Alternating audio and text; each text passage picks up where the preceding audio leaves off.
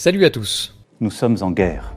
Ce 23 février, le méchant Poutine a décidé d'envahir l'Ukraine sans aucune raison apparente. Il s'agit de l'acte irréfléchi d'un fou furieux qui menace maintenant d'envahir l'Europe entière pour remplacer nos belles valeurs humanistes et démocratiques par son autoritarisme et celui de ses oligarques.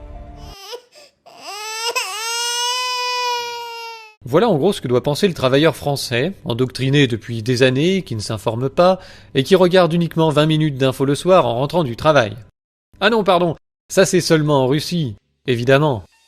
Car en France, nos médias font leur travail. Ils sont d'ailleurs reconnus pour leur neutralité exemplaire et leur engagement sans faille à transmettre toutes les informations nécessaires à la compréhension d'un événement. Nous sommes très fiers d'eux. Bon, s'ils ont tous oublié de nous parler du contexte de cette intervention, et notamment de ce qui s'est passé ces 10-15 dernières années, c'est uniquement par manque de temps. Le fait que ces informations ne soient pas très favorables à l'OTAN n'a rien à voir avec cet oubli collectif, et le sous-entendre peut vous valoir un procès en complotisme par le journal Le Monde. Faites attention.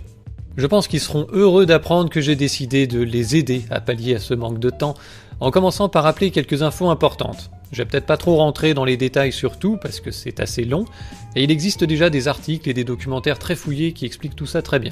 Donc pour chacune de ces infos importantes que je vais pas forcément détailler, je vous mettrai des liens en description si vous voulez vérifier ce que je dis ou creuser le sujet. Je vous invite à aller voir tout ça. Ceci étant dit, commençons.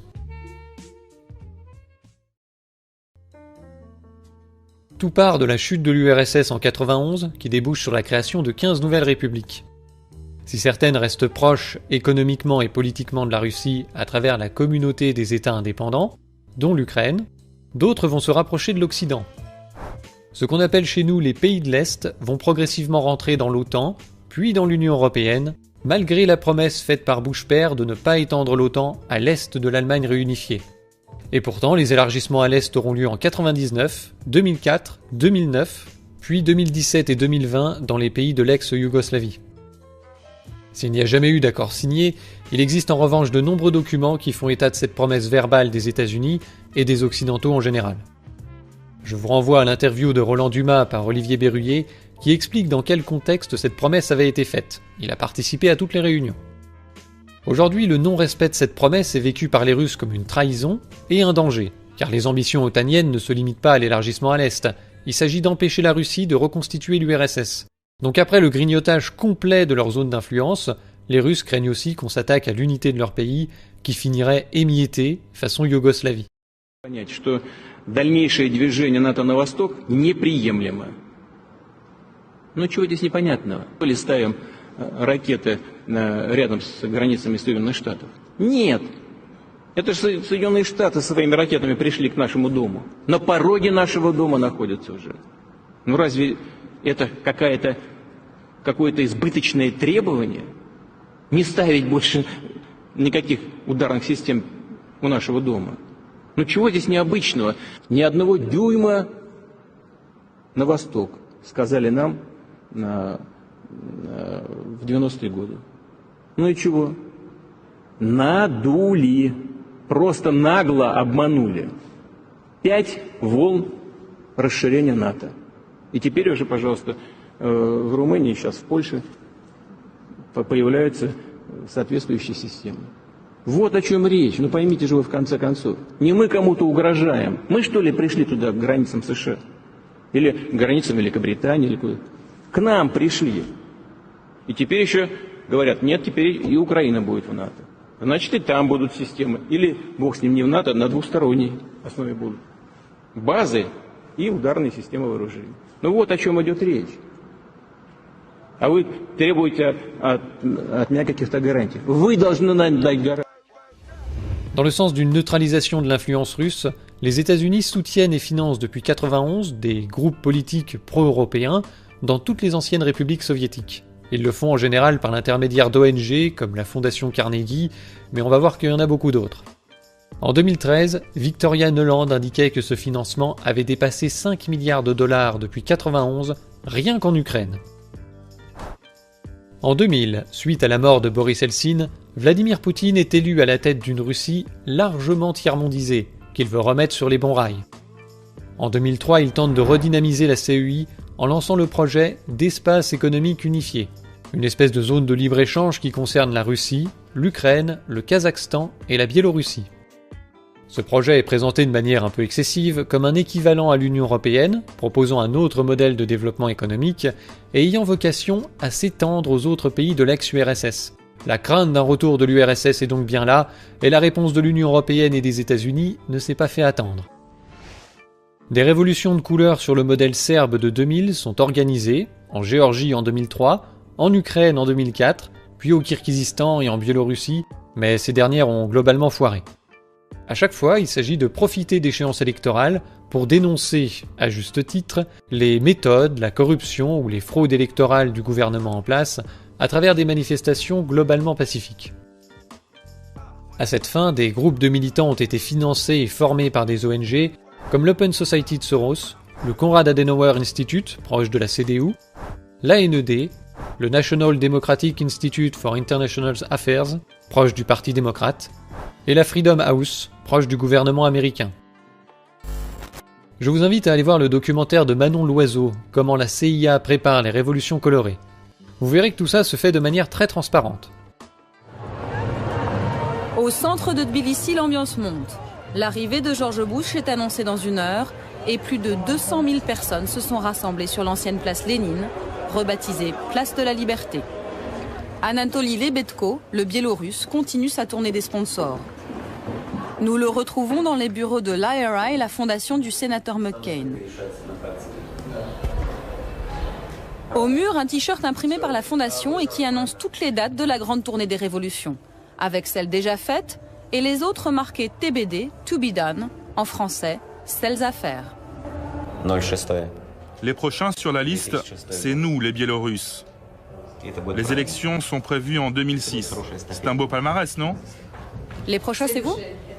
Oui, c'est sûr, l'année prochaine, c'est pour nous.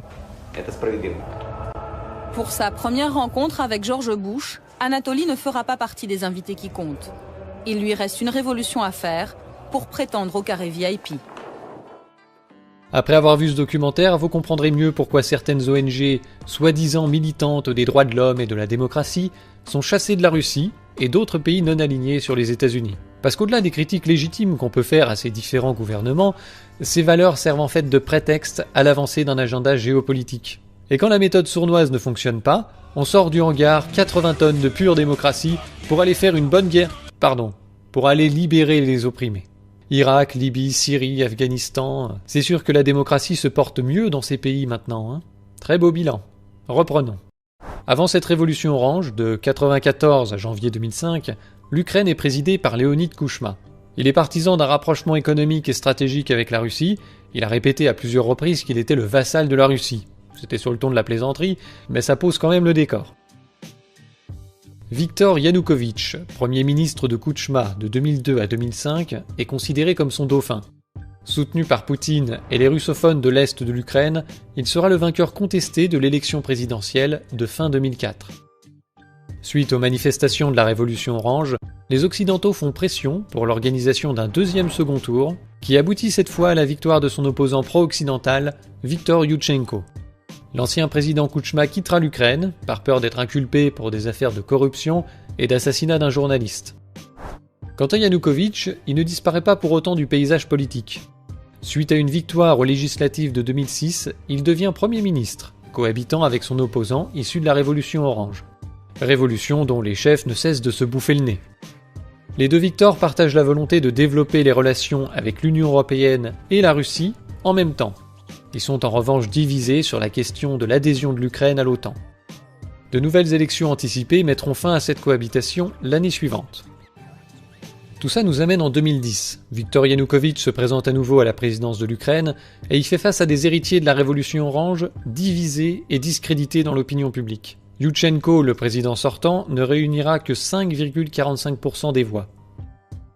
Yanukovych remportera donc la présidentielle face à Yulia Tymoshenko, autre meneuse de la Révolution orange, qui dénoncera à nouveau des fraudes massives, sans que cela ne débouche sur de nouvelles manifestations, car les Occidentaux considèrent que ces élections avaient été loyales.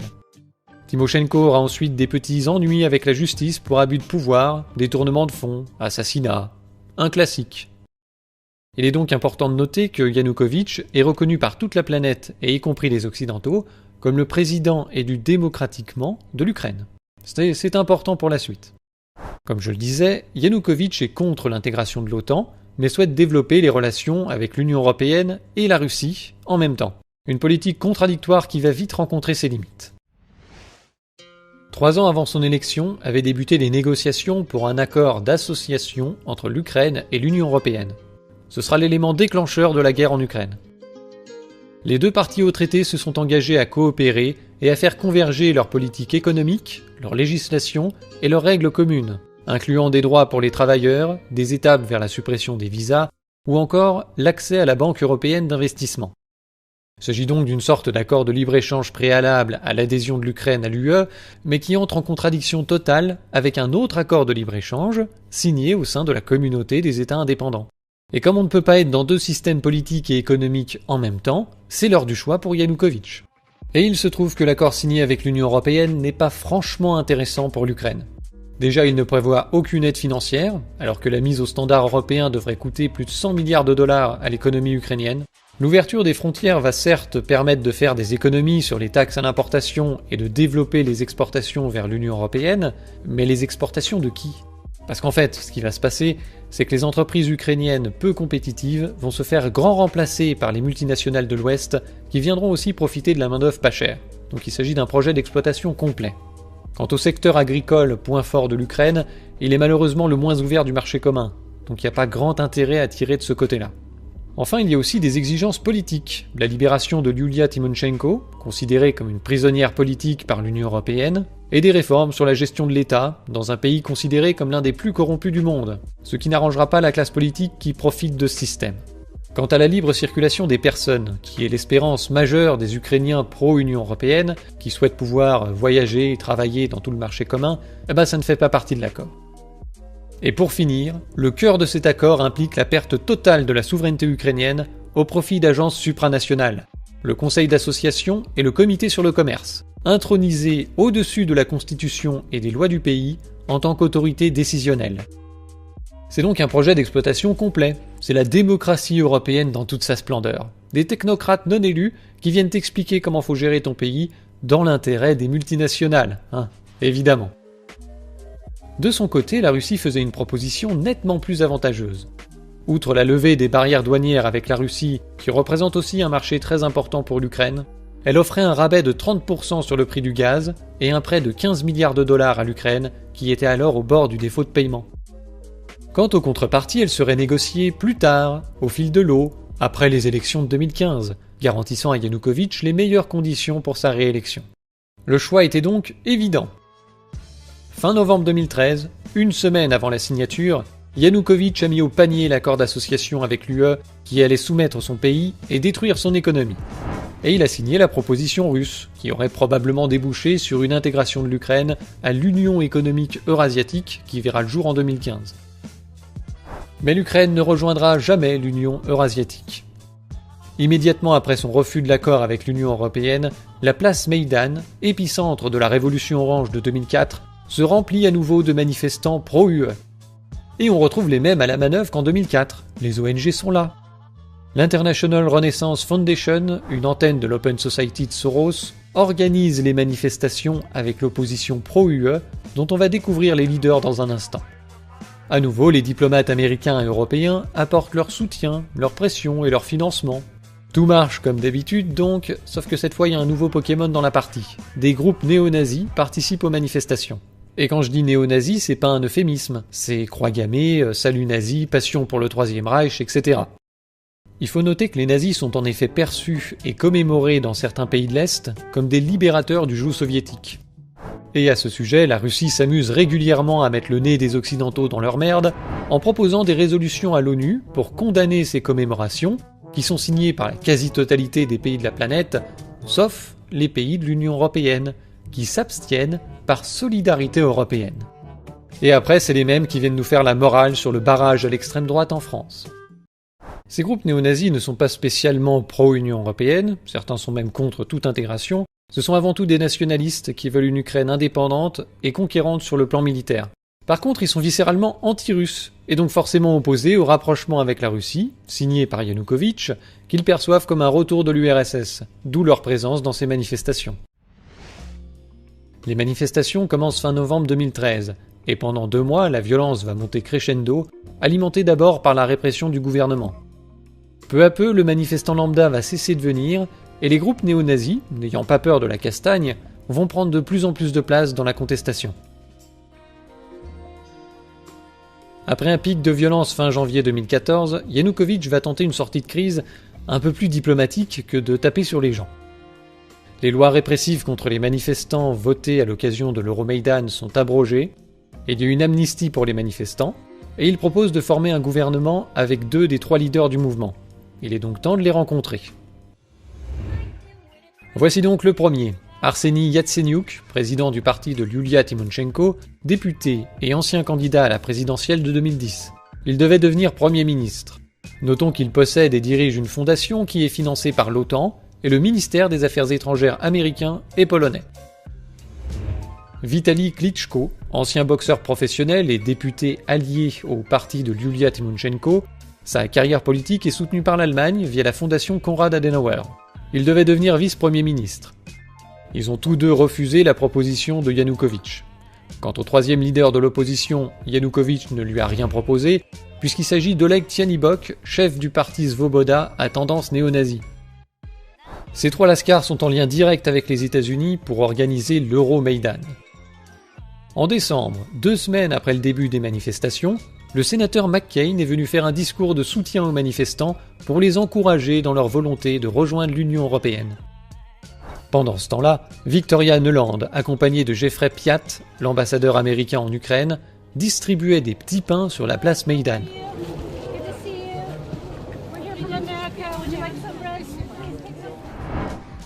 Tout ce petit monde a régulièrement tenu réunion pour voir comment il pouvait débloquer la démocratie, comme dirait l'autre. Évidemment, ces leaders ont aussi reçu la visite et le soutien de responsables allemands, canadiens, français et bien sûr de l'Union européenne. Ce parti de l'étranger leur a fourni du soutien politique, évidemment, mais aussi du financement via les ONG pour payer du matériel, des drapeaux, des masques, du fromage, du jambon et peut-être même des armes, et bien sûr pour payer les manifestants qui n'ont pas les moyens de tenir la rue pendant 3 mois sans revenus. Bref, les chefs de l'opposition pro-UE se révèlent être des marionnettes des Occidentaux. Quelle surprise. Donc ils sont pas là pour travailler en bonne intelligence avec Yanukovych dans l'intérêt de l'Ukraine. En fait, ils veulent le dégager pour installer à la place un gouvernement pro-occidental. Et là, il faut rappeler qu'Yanukovych avait été élu démocratiquement, selon les standards occidentaux, il a été reconnu comme tel, et des élections devaient avoir lieu seulement l'année suivante. Donc ils auraient pu attendre les élections et se présenter. Bah non, on va renverser le gouvernement. Suite à cet échec de sortie de crise de fin janvier 2014, les manifestations vont se poursuivre et la violence va encore monter d'un cran. Le gouvernement accuse les manifestants d'en être à l'origine, alors que les manifestants dénoncent des provocateurs payés par le pouvoir. Plusieurs morts de manifestants et de policiers seront à déplorer au début du mois de février.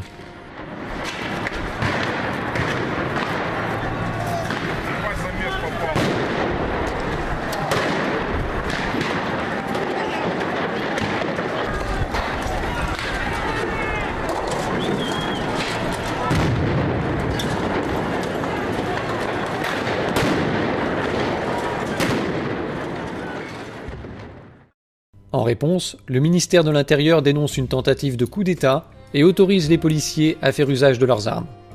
Ce qui nous amène à la journée cruciale du 20 février, où des tirs de snipers vont faire de nombreux morts, parmi les manifestants, mais aussi parmi les policiers, et plus de 500 blessés. Des éléments indiquent qu'une partie des tirs provenait bien des manifestants et tiraient sur les 2 bords en même temps. Il n'est pas impossible que des snipers aient tiré sur les policiers et sur les manifestants pour provoquer la panique et un carnage. Car en effet, ce jour est particulier, au même moment se tenaient des négociations, obtenues d'ailleurs sous la menace de sanctions européennes, entre Yanukovych, les chefs de l'opposition, les ministères des Affaires étrangères allemands, polonais et français, et un représentant de la Russie. Vous pensez bien que le fait qu'il y ait 40 morts parmi les manifestants au matin des négociations, alors que Yanukovych avait promis un cessez-le-feu, ça n'a pas vraiment joué en sa faveur. Le lendemain de ces négociations, 21 février, un accord est signé entre les parties, sauf la Russie, et qui conduira à la libération de Yulia Tymoshenko et à la fuite de Viktor Yanukovych vers la Russie. Je vous fais grâce des détails administratifs. À partir de là, le champ est libre pour les États-Unis qui vont prendre en main le pays en cohabitation avec les milices néo-nazis. Dans un enregistrement piraté et diffusé par les Russes d'une conversation téléphonique entre Victoria Nuland et Jeffrey Piat, vous savez, ceux qui distribuaient les petits pains sur le Maïdan, eh bien on entend ces deux dirigeants américains sélectionner le prochain gouvernement ukrainien. Alors Tianibok est bien sûr trop sulfureux, Klitschko trop inexpérimenté, mais Yatsenyuk, il est très bien, c'est très bien Yats, c'est un banquier, on prend. Et puis il y a Petro Poroshenko, un milliardaire du chocolat, ancien ministre. Apparemment les gens l'aiment bien et lui font plus confiance qu'au reste de la classe politique. Notons qu'il a aussi soutenu et financé l'Euromaïdan, tout comme il l'avait fait pour la révolution orange de 2004. Il est parfait, on le prend. Et comme par hasard, ils seront tous deux premiers ministres et présidents de l'Ukraine, comme prévu dans l'enregistrement. Tant pis pour la démocratie, c'est pas grave, on leur pardonne, ils sont pro-occidentaux. Bien sûr, cette information n'a pas du tout été traitée dans les médias français et occidentaux en général. Ils ont parlé de l'enregistrement, mais seulement pour s'émouvoir que Victoria Nuland ait dit à l'Union Européenne d'aller se faire foutre. Nul doute qu'ils seront plus loquaces si Poutine s'amuse à choisir le prochain gouvernement ukrainien dans les semaines qui viennent. Alors là, on les entendra chialer sans limite sur les atteintes à la démocratie. Reste plus qu'à régler le problème des milices néo-nazis. Elles ont été bien utiles pour tenir le pavé face à la répression de Yanukovych, et elles serviront encore contre les Russes. Mais elles ont profité de la révolte pour s'emparer de stocks d'armes de la police et de l'armée qu'elles refusent de rendre maintenant, ce qui peut présenter quelques dangers pour la démocratie, enfin, pour le maintien du pouvoir occidental, parce que le reste ils s'en foutent. Il est donc temps de rencontrer ces milices. Elles se divisent principalement en 3 groupes. Alors vous avez le parti Svoboda, disons que c'est la frange politicienne. Durant l'Euromaïdan, ils avaient occupé la mairie de Kiev, tapissant les murs de croix gammées, de croix celtiques, et affichant un grand portrait de Stepan Banderas. Il s'agit d'un indépendantiste ukrainien d'extrême droite qui a collaboré avec l'Allemagne nazie durant la Seconde Guerre mondiale pour chasser les soviétiques et les juifs. Il paraît que sa brutalité et sa sauvagerie effrayaient même les nazis, lui et ses milices sont responsables de la mort de plus d'1 million de juifs. Il y a quelques semaines, la police contrôlait les accès du bâtiment. Désormais, il faut montrer un document d'identité aux anciens manifestants pour pénétrer dans la mairie de Kiev. Le maire, un proche de Viktor Yanukovych, s'est enfui, introuvable depuis. Et voici désormais les hommes qui occupent son bureau. Il s'empresse de se cagouler avant de nous parler. On ne vole rien, on ne dégrade rien, on se contente de surveiller et de protéger. N'ayez pas peur, on ne vous agressera pas et surtout, n'hésitez pas à poser des questions. Visiblement très à l'aise dans ce nouvel environnement. Regarde, il y a même une ligne directe avec la présidence. C'est marqué dessus. Allô, monsieur le président ? Ah non, c'est vrai, il n'y a plus de président. Ces hommes disent n'appartenir à aucun parti, impossible de vérifier. Dans l'escalier, nous croisons des employés qui reviennent au bureau sans savoir ce qu'ils vont y trouver. Des bureaux occupés. Nous en avons 2 ici, mais je ne sais pas si on peut entrer. Elle n'est clairement pas rassurée. Désolé, vous ne pouvez pas filmer. Et il y a de quoi. Certains étages sont occupés par des mouvements nationalistes durs. L'entrée du 7e étage est même très explicite avec ses croix gammées. Le mouvement secteur droite, en première ligne de la contestation. Inscription nazie à l'intérieur. Nous sommes priés d'aller voir ailleurs. Ne filmez pas, ok ? Qui dirige la ville ? Nous n'arriverons pas à le savoir. À l'extérieur, pendant ce temps-là, les services publics semblent à nouveau fonctionner normalement. Même si les barricades n'ont pas encore été démontées, la vie reprend progressivement son cours près de la place de l'Indépendance. Les transports en commun, par exemple, ont repris et la sécurité, elle, est toujours assurée par les anciens manifestants. Personne, en revanche, place de l'Indépendance, ne souhaite pour l'heure nettoyer et démonter les barricades désormais inutiles, mais toujours considérées ici comme le symbole de cette contestation victorieuse. Autre groupe néo-nazi, le bataillon Azov. Ça c'est pour ceux qui aiment les treillis. Ils seront intégrés dans l'armée ukrainienne. Leur logo est directement inspiré de la division Das Reich, tristement connue pour le massacre d'Oradour-sur-Glane. Et puis enfin, le Pravi Sector, une sorte de Gestapo qui va se substituer à la police dans de nombreux endroits.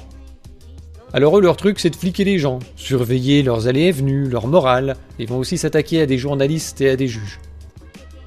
Cette milice sera responsable du massacre d'Odessa le 2 mai 2014, qui fera plus de 40 morts et 170 blessés dans l'incendie de la maison des syndicats. Les victimes sont des manifestants pro-russes et communistes qui campaient devant ce bâtiment pour protester contre l'Euromaïdan et les politiques anti-russes qui ont suivi. Je vous invite à aller voir le documentaire « Ukraine, les masques de la révolution » de Paul Moreira. Il vous présente ces 3 charmantes milices et revient en détail sur le déroulé du massacre d'Odessa. L'accord de fin février, qui met fin à l'Euromaïdan et qui a mené à la fuite de Yanukovych, contenait aussi 2 engagements, signés, je le rappelle, par les observateurs occidentaux, qui s'étaient engagés à les faire respecter. Un gouvernement provisoire d'union nationale devait être nommé, et des élections législatives anticipées devaient être organisées. Rien ne sera respecté. Au lieu de ça, Yatsenyuk est nommé Premier ministre par le Parlement, sans nouvelles élections, et bien sûr sans aucune pression extérieure, bien entendu. Les milices néo-nazis manipulées par l'Occident n'ont pas du tout fait pression sur les députés, non. Yatsenyuk va nommer un gouvernement d'union nationale qui n'en a que le nom, puisque la quasi-totalité des ministres viennent en fait des provinces de l'Ouest. Au niveau de la composition, c'est un subtil mélange d'européistes, d'ultralibéraux, de néo-nazis et de voyous. Je vous laisserai aller lire leur pédigré. 4 ministres sont membres du parti Svoboda.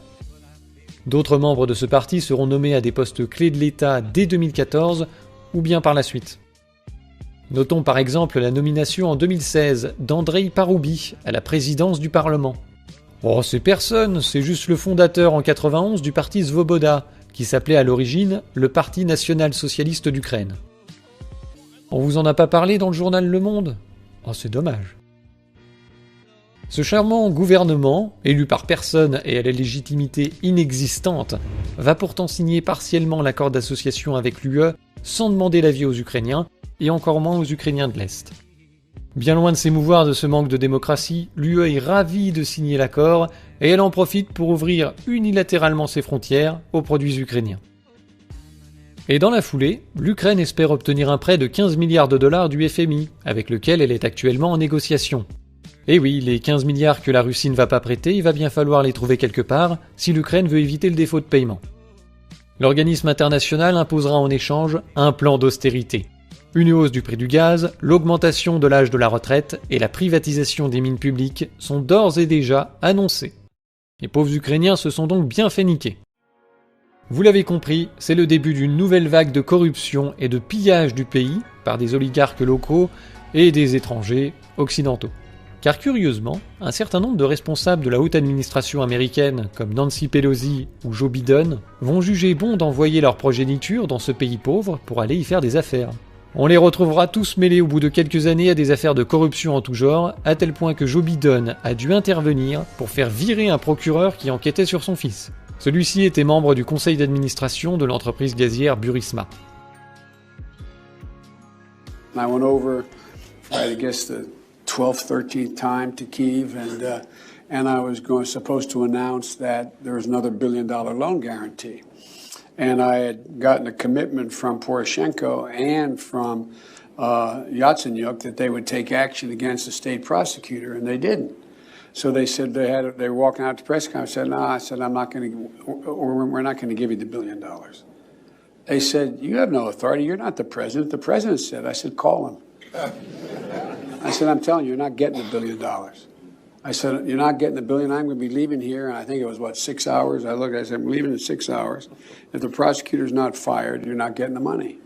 Well, son of a bitch. Got fired. And they put in place someone who was solid at the time. Si vous voulez plus de détails sur tous les sujets que je viens d'évoquer, peut-être un peu rapidement, autour de l'Euromaïdan, je vous renvoie aux nombreux articles du blog Les Crises d'Olivier Berruyer. Il y en a une 50aine, faut tout lire.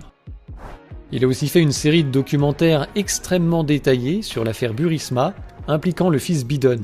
Ça peut être le bon moment pour aller voir ça. En mars 2014, Olivier résumait déjà très bien la situation et les risques considérables qu'elle faisait peser sur la paix en Europe.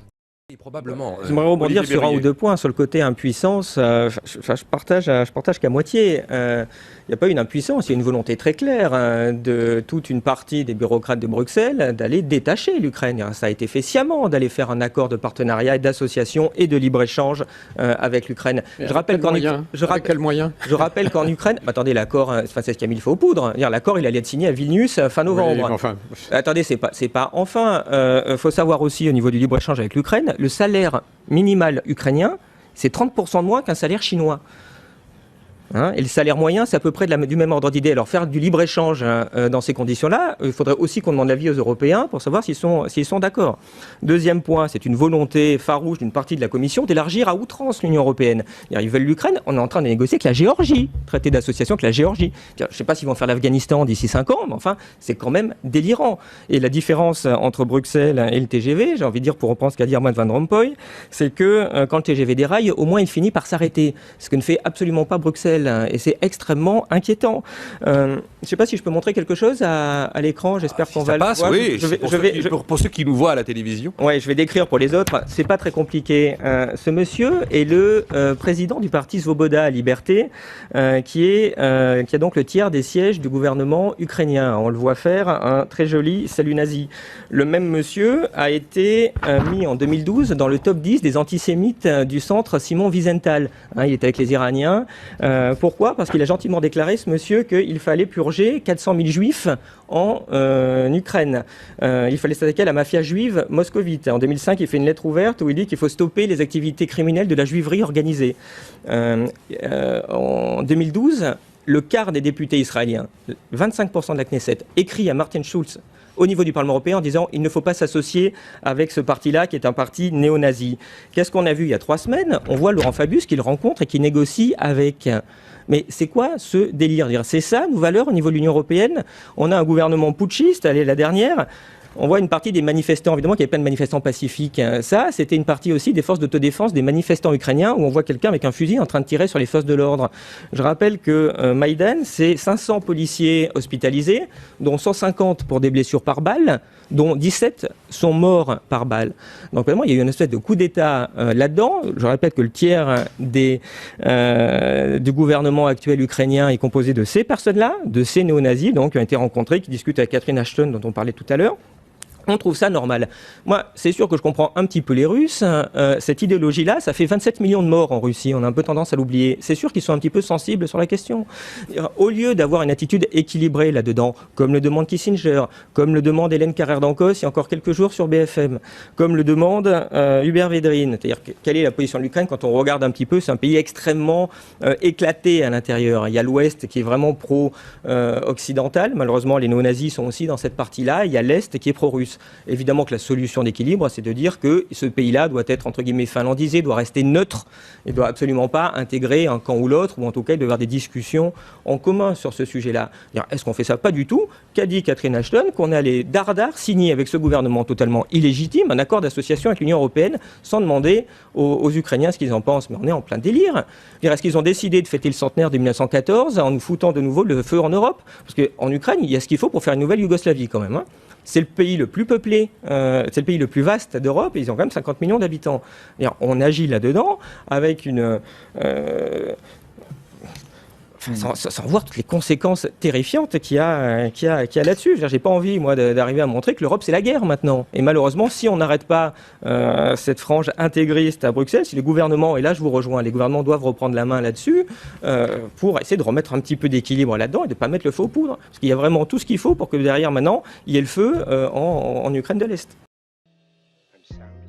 Comme le rappelle Olivier, l'Ukraine est un pays très divisé, entre pro-occidental à l'ouest et pro-russe à l'est. Les cartes des résultats électoraux sont parlantes à ce sujet. Voici les résultats obtenus au second tour par Viktor Yanukovych en 2010. Le candidat pro-russe obtient entre 75 et 90% des voix dans les régions russophones. Mais il n'obtient pas la majorité dans le reste du pays et peine à dépasser 10% dans les 3 régions de la Galicie à l'ouest. Ces mêmes 3 régions où Svoboda a fait plus de 30% aux élections législatives qui ont suivi en 2012. En revanche, ce parti n'a fait qu'entre 1 et 5% dans les régions russophones. Autant dire que les Ukrainiens de l'Est, sûrement satisfaits du rapprochement avec la Russie, n'étaient pas fans du coup d'État de l'Euromaïdan et de sa revendication pro-UE.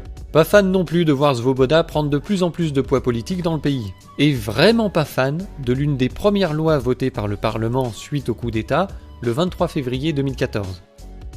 Ils ont tout simplement abrogé la loi sur les langues régionales, retirant le statut de langue officielle à toutes les langues régionales, dont le russe. Un grand nombre de russophones qui ne parlent pas ukrainien, donc à peu près 12% de la population quand même, allaient devenir des citoyens de seconde zone, incapables de comprendre les documents administratifs de leur pays, interdits de fait de postuler dans l'administration, l'école publique ne se ferait qu'en ukrainien, etc. Tout ça s'inscrit dans un projet plus global de dérussification de l'Ukraine, qui n'a pas été une politique très sympathique envers les russophones. En réaction, des manifestations anti-Maïdan sont organisées dans plusieurs grandes villes de l'Ouest et vont prendre une tournure particulière en Crimée et dans le Donbass. La Crimée a en effet une histoire un peu particulière, puisqu'il s'agit d'un territoire russe offert en cadeau à l'Ukraine par des gens qui pensaient que l'URSS existerait pour toujours et que les frontières intérieures n'avaient pas grande importance. À la chute de l'URSS, la Crimée s'est donc retrouvée hors de Russie et on a créé un statut spécial pour Sébastopol qui a une importance stratégique pour la Russie, puisqu'on y trouve son seul port militaire en mer chaude. Vu la tournure des événements en Ukraine, la Russie va décider d'intervenir en Crimée. Dans un mélange de soulèvement populaire et d'invasion militaire, la Russie va annexer la Crimée en 2 semaines. Un référendum organisé le 16 mars dans des conditions forcément douteuses rassemblera 96% des voix pour un rattachement à la Russie. Cela correspond quand même à un souhait majoritaire de la population qui ne s'est jamais plaint de ce rattachement, si on met à part la minorité tatare, très largement opposée à cette annexion pour des histoires de persécution du temps de l'URSS. Cette annexion a marqué le début de la politique de sanctions occidentales, prise d'ailleurs en violation totale du droit international. En fait, les États-Unis se sont servis de l'Europe pour mener une guerre économique à la Russie, puisque, comme par hasard, les sanctions gênaient bien plus les Européens que les Américains. Et ça continue aujourd'hui avec l'embargo sur le gaz. La question de savoir si nous voulons des relations sur un pied d'égalité avec l'Occident? Oui, bien sûr, mais seulement à condition que nos intérêts nationaux soient respectés, aussi bien dans le domaine de la sécurité que dans le domaine de l'économie. Pendant environ 19 ans, nous avons négocié l'entrée de la Russie à l'OMC. Nous avons dû faire énormément de concessions pour cela. Et tout le temps, on a pensé qu'il s'agissait d'accords vraiment solides, inébranlables. Je ne veux pas dire qui a tort ou qui a raison dans ce conflit ukrainien. Je pense que c'est notre position qui est la bonne. Mais laissons ça de côté. J'en ai parlé déjà plusieurs fois et je pense que nos partenaires occidentaux ont tort en ce qui concerne la crise ukrainienne. Donc nous avons adhéré à l'OMC. Là, il y a des règles commerciales solides. Ces règles ont été violées. Les règles du droit international ont été violées et les règles de la Charte des Nations Unies ont été violées lorsque des sanctions économiques illégitimes et unilatérales ont été infligées à la Russie. Est-ce de nouveau nous qui avons tort? Nous voulons entretenir des relations tout à fait normales avec l'Occident dans le domaine de la sécurité, dans la lutte contre le terrorisme, dans le domaine de la non-prolifération des armes nucléaires. Nous voulons collaborer dans le domaine de la lutte contre la drogue, contre le crime organisé et pour la prévention des maladies infectieuses, y compris le virus Ebola. Tout cela, nous allons le faire ensemble, y compris dans le domaine économique, si nos partenaires occidentaux veulent bien. Cette politique a été un vaste échec pour l'OTAN, puisque les Russes ont profité des sanctions et des contre-sanctions qu'ils ont appliquées ensuite pour développer leur économie dans des secteurs qui étaient un peu laissés à l'abandon, notamment dans l'agriculture et l'agroalimentaire. L'Ukraine, comptant de très nombreux déserteurs dans ses rangs, a été obligée de reculer et de laisser l'annexion se faire. Mais en représailles, le nouveau gouvernement décide de couper l'approvisionnement en eau via le canal de Crimée du Nord, qui subvient quand même à 90% des besoins en eau potable de la presqu'île. L'eau potable va être utilisée comme un levier de pression dans les négociations politiques, et tant pis pour les populations locales qui souffrent du manque d'eau, notamment pour l'agriculture. La catastrophe humanitaire ne sera évitée que par une météo clémente et une politique de rationnement, et plus tard par la construction du pont de Crimée. Dans le documentaire de Paul Morera, vous pourrez voir que le Pravi Sector s'était octroyé le droit d'organiser un blocus de la frontière avec la Crimée. Il contrôlait les allées et venues pour bloquer tout ravitaillement. Donc non content d'essayer de faire crever de soif les gens, il voulait aussi les faire crever de faim. Mais il y a pire, puisque de son côté le Donbass aura moins de chance. 2-3 semaines après l'annexion de la Crimée, les manifestations anti-Maïdan vont se transformer en insurrection armée contre le gouvernement de Kiev. Ça débouchera sur la proclamation de la République populaire de Donetsk le 7 avril, puis la République populaire de Lugansk le 11 mai. Début mai, l'armée ukrainienne intervient dans la zone, accompagnée du bataillon Azov et du corps des volontaires ukrainiens, une émanation du Pravi Sector. Ils vont combattre une insurrection soutenue matériellement par la Russie. L'armée ukrainienne présente sur place, contenant donc une majorité de russophobes venus de l'Est, ils vont traiter les civils sur place comme des ennemis, n'hésitant pas à les bombarder et à les harceler de toutes les façons possibles dans leur quotidien. Et quand je dis harceler, c'est un euphémisme. On peut citer le cas extrême du bataillon Tornado, qui va se distinguer par un usage systématique du pillage, du viol et de la torture sur des personnes soupçonnées d'être des séparatistes, ou pour obtenir des informations. Kiev n'aura pas d'autre choix que de dissoudre cette unité sous la pression internationale, vu que ces abrutis ont filmé leurs exactions. Pour le reste, je vous renvoie au documentaire Donbass d'Anne-Laure Bonnel, qui est allé recueillir le témoignage des civils, début 2015, après qu'ils aient passé 8 mois à vivre dans des caves à cause des bombardements de Kiev. En effet, le président Petro Porochenko, présélectionné par les Américains, sera élu en juin 2014, donc juste après les insurrections. Il va prononcer un discours au sujet de la crise dans le Donbass et de sa vision d'un règlement du problème. Тому що у нас робота буде, у них немає. У нас пенсії будуть, у них немає. У нас піклування під дітей, під людей, під пенсіонерів, під дітей буде, у них немає. У нас діти підуть до школи, до дитячих садків. У них вони будуть сидіти в підвалах. Бо вони нічого не вміють робити. І так, і саме так ми виграємо цю війну. Porochenko, puis son successeur Zelensky, qu'on nous présente aujourd'hui comme des héros protégeant le peuple ukrainien de l'invasion russe, ont en fait bombardé leur peuple pendant 8 ans, sans que cela ne suscite la moindre émotion dans nos belles démocraties attachées aux droits de l'homme. Il est amusant de voir aujourd'hui le PNJ se réveiller sur ordre des médias pour venir en aide au petit peuple ukrainien, et ça étale sa moraline partout où ça peut, hein. C'est charmant, mais on s'occupera de ces connards dans une autre vidéo où je vous présenterai ma recette de cuisine préférée, l'hypocrite en croûte de sel. Au cours de ces 8 années de guerre dans le Donbass, la seule porte de sortie vers la paix ont été les accords de Minsk de 2015. 13 points qui devaient permettre de restaurer les frontières de l'Ukraine, donner plus d'autonomie aux provinces de Donetsk par une décentralisation du pays, amnistier les insurgés, organiser un cessez-le-feu, retrait des troupes étrangères, etc. Ces accords sont signés par l'Ukraine, la Russie, les représentants des 2 provinces rebelles, ainsi que par la France et l'Allemagne qui jouent un rôle de médiateur. C'est ce qu'on appelle le format Normandie, vous avez peut-être entendu cette expression dans les médias. Ces accords vont au moins permettre une diminution de la violence dans le Donbass, mais les cessez-le-feu prononcés régulièrement seront systématiquement violés par les 2 parties. Et il n'y aura jamais vraiment d'avancée sur le reste des points de l'accord qui se résument à des intentions peu précises et sans calendrier.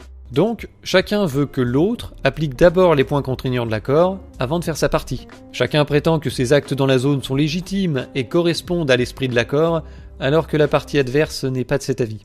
En somme, on tourne en rond.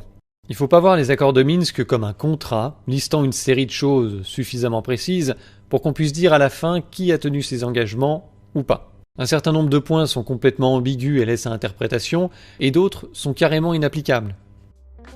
Restaurer les frontières de l'Ukraine, ça implique un retour de la Crimée dans l'Ukraine, et ça n'arrivera jamais. La décentralisation du pouvoir en Ukraine par un amendement de la Constitution, ça nécessite un accord des 2 tiers du Parlement qui n'a jamais été obtenu, parce que cela mettrait l'Ukraine dans les mains de la Russie, du fait de la prépondérance économique et démographique des régions pro-russes, bien que celle-ci soit en train de se détacher du pays dernièrement.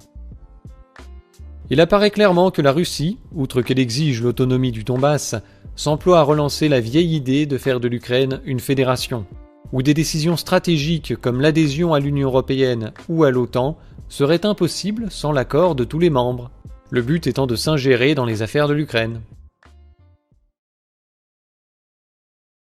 Volodymyr Zelensky se fait élire en 2019 sur une promesse de paix dans le Donbass. Ce n'est pas un échec, ça n'a pas marché. car en effet, son élection sera l'occasion d'organiser une nouvelle réunion au format Normandie en décembre, pour essayer de relancer les accords de Minsk.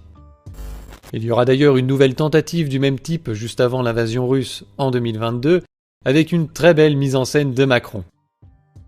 J'ai un peu l'impression que ces discussions ont surtout montré que les compromis étaient impossibles. Pour reprendre l'exemple de la Crimée, on est d'accord qu'elle est soit russe, soit ukrainienne. Ça peut pas être les deux en même temps, sauf si on s'appelle Macron. Et si aucune des parties n'est prête à lâcher le morceau, il peut pas y avoir de paix possible. À partir de là, il y a que deux solutions pour résoudre totalement le conflit. Soit l'Ukraine reprend le Donbass et la Crimée par la force, soit c'est la Russie qui éclate l'Ukraine. Les deux parties semblent s'être orientées vers des méthodes de résolution des conflits un peu moins basées sur les stylos et un peu plus sur les tanks.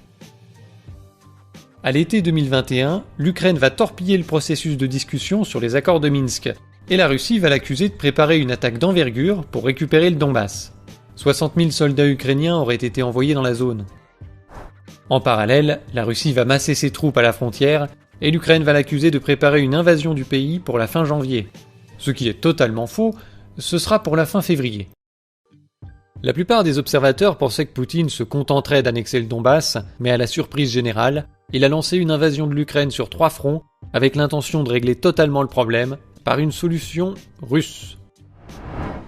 Dans le discours d'une petite demi-heure qui a été publié le jour de l'invasion, et que je vous recommande d'aller voir, il donne les motifs et les objectifs de guerre. Alors premièrement, il s'agit bien sûr d'empêcher une nouvelle extension de l'OTAN vers l'Est. L'intégration de la Biélorussie et de l'Ukraine dans l'OTAN ou dans l'UE est un motif de guerre pour la Russie. Ça c'est une ligne rouge que Poutine a fixée depuis 2007 dans son discours de Munich. On peut ne pas l'écouter, mais faut pas se plaindre du résultat. Ensuite, il y a bien sûr la défense des populations locales, qui subissent selon lui un génocide. Le terme est toutefois excessif, bien qu'il y ait des personnes en Ukraine pour proposer une épuration ethnique de ces territoires. Par contre, on a vu que l'Ukraine préparait une offensive majeure dans le Donbass, donc effectivement ça n'aurait pas arrangé la vie des populations locales. Troisième objectif, dénazification et démilitarisation de l'Ukraine. Alors là, il faut quand même noter que l'Ukraine n'est pas un pays nazi. Après ses bons scores en 2012, le parti Svoboda a pris une tôle en 2019. Donc les milices nazies et leur idéologie sont en fait minoritaires dans le pays, mais de par la terreur qu'elles font régner et leur utilité pour aller casser du russe, elles ont un point important dans la gestion du pays, et certains de leurs membres occupent des postes très importants dans l'administration. Donc ça doit être ces gens-là que Poutine veut dégager. Et enfin, dernier point, il faut interpréter un petit peu ce qu'il dit, mais il semble que la finalité de cette guerre soit de transformer l'Ukraine en fédération, afin de pouvoir bloquer toute possibilité d'intégration de ce pays dans l'OTAN ou dans l'Union européenne, puisqu'il faudra obtenir l'unanimité des régions. Mais selon le déroulé des événements, peut-être qu'on nous ressortira d'un tiroir le projet de Nouvelle Russie qui prévoit un découpage du pays. Et dans son discours, lui aussi nous sort les violons de la démocratie et du respect des peuples à l'autodétermination. À deux toi de nous expliquer qu'il a envahi l'Ukraine pour organiser un référendum. Ça m'étonnerait pas qu'il le fasse, en fait. Alors oui, la guerre, c'est mal, et certains s'arrêteront à ça. Mais on ne peut pas dénoncer l'invasion russe sans dénoncer les motifs qui ont conduit à cette invasion et que les médias ont consciencieusement oublié de nous expliquer. Par manque de temps, manque de temps. Les responsables des guerres ne sont pas ceux qui les déclenchent, mais ceux qui les rendent inévitables. Le mépris des Occidentaux pour les demandes et les intérêts russes, leur non-respect de leurs promesses envers la Russie, leurs ingérences répétées en Ukraine et surtout le coup d'État de l'Euromaïdan ont causé la guerre et ont rendu inévitable l'invasion russe. Je rappelle quand même que ce coup d'État a été fomenté pour forcer ce pays à rentrer dans l'Union européenne sans référendum et sans nouvelles élections sur le sujet. Qu'on vienne plus me dire que faire l'Europe c'est faire la paix, parce qu'aujourd'hui l'Union européenne cause des guerres pour s'étendre. Qu'on ne vienne pas me dire non plus que la Russie s'attaque à une décision démocratique de l'Ukraine de rejoindre l'UE. Ça c'est du bidon. Faut arrêter maintenant avec ces histoires de démocratie, il s'agit pas de ça. Il s'agit de deux puissances qui s'affrontent pour la défense de leurs intérêts. Dans ce conflit précis, l'OTAN tient le rôle d'agresseur et la Russie de défenseur, même si c'est la Russie qui envahit l'Ukraine. Parce qu'en fait c'est la Russie contre l'OTAN.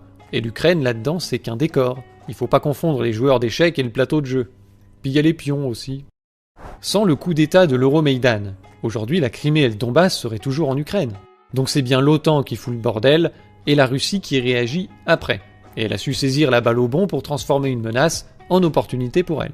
Aujourd'hui, son invasion rebat les cartes et fait passer l'OTAN en posture défensive. Avant, il s'agissait de conquérir du terrain pour l'OTAN, et maintenant il s'agit de ne pas reculer. La suite de l'histoire reste à écrire. Les populations là-dedans ne sont que des fourmis sous les pieds des géants. Ce sont des pions ou des victimes. Agitées par la peur, la compassion ou le patriotisme, elles vont se battre pour des intérêts qui les dépassent en pensant défendre des valeurs. Les victimes dans le Donbass hier, les victimes dans le reste de l'Ukraine aujourd'hui, et nous autres, dans une moindre mesure, qui allons être impactés par les conséquences de ce conflit, n'avons rien à y gagner et tout à y perdre. D'ailleurs, on nous a rien demandé. Vous êtes d'accord pour que l'Ukraine entre dans l'Union européenne et dans l'OTAN ? C'est probablement la première fois que vous vous posez la question. On nous a pas demandé notre avis, mais c'est à nous d'assumer les conséquences. C'est à nous de mettre un pull, faut donner de l'argent, faut accueillir les réfugiés, faut même aller se battre. Alors oui, maintenant que le dentifrice est sorti du tube, il va bien falloir assumer certaines conséquences. Mais vous devez comprendre que la meilleure façon d'assurer la paix, si c'est ce qui vous intéresse, ce n'est pas de provoquer davantage les Russes. La première chose à faire, c'est de demander des comptes à ceux qui ont foutu le bordel à l'origine en 2014 et qui ont jeté de l'huile sur le feu pendant 8 ans. Une fois qu'on aura fait ça, on pourra dire aux Russes de se calmer. Mais au lieu d'avoir cette position équilibrée, un certain nombre de personnes se croient plus dignes et nobles de suivre des criminels de guerre dans leur croisade contre les Russes comme des moutons à l'abattoir. Mais c'est pour la paix, c'est pour la démocratie, c'est pour l'Europe. Ça mérite bien une bonne guerre. Je vous remercie d'avoir suivi cette longue vidéo jusqu'au bout. Vous devinerez qu'elle m'a demandé beaucoup de travail et d'efforts auxquels vous pouvez contribuer via Tipeee. Vous pouvez aussi faire un tour sur notre boutique d'artisanat. On vient de référencer du café et du thé de la meilleure qualité, comme d'habitude. Mais je vous en reparlerai sans doute dans de meilleures circonstances. Sur ce, à la prochaine.